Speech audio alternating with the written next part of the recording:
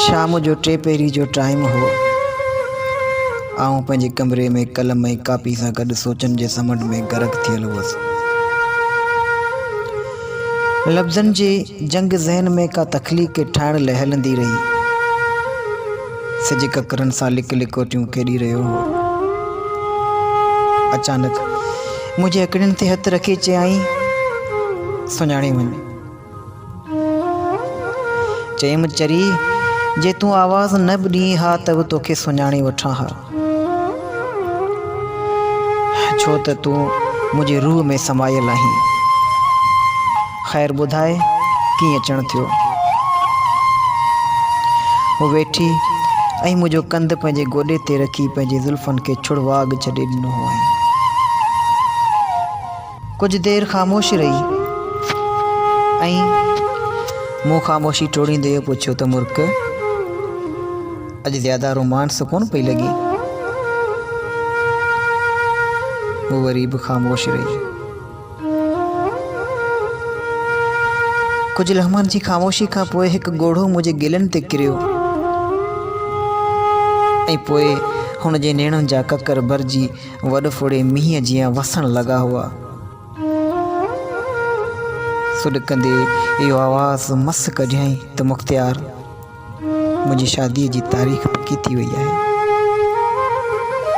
ऐं आऊं तोखां हमेशह लाइ विछड़ी वेंदुसि। मुख़्तियार, आऊं तो बग़ैर ही जबल जहिड़ी ज़िंदगी के अनजान माण्हू सां गॾु नथी गुज़ारे सघां।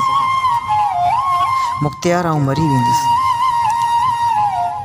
अंदर में झुरी त आऊं बि वयसि, पर हुनखे आथत ॾींदे इहो चयुमि त चरी, न रो, फ़िक्र न कर। असां ॿिन्ही जो रिश्तो रूह जो रिश्तो आहे। तुंहिंजी शादी सां छा असांजी चाहत घटिजी त न वेंदी? मूं त पंहिंजे मन जे मंदर में तुंहिंजी मूरत समाए रखी आहे।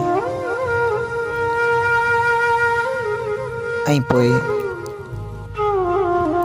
हू रो कुल्हे ते रखी पंहिंजे रहे जे पलांद सां ॻोड़नि जा नार उगंदे ॿाहिरि रवानी थी वई। उन खां पोइ मुंहिंजा सॾ बि उन जे कननि ते न पइता।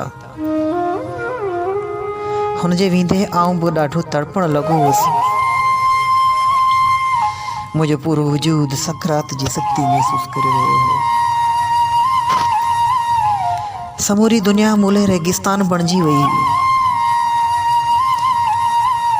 बर बयाबाननि में पंहिंजो पाण खे भटकंदो महसूसु कयो।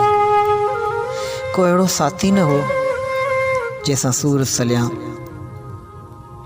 ऐं पंहिंजे अधूरे प्यार जी कहाणी ॿुधायां।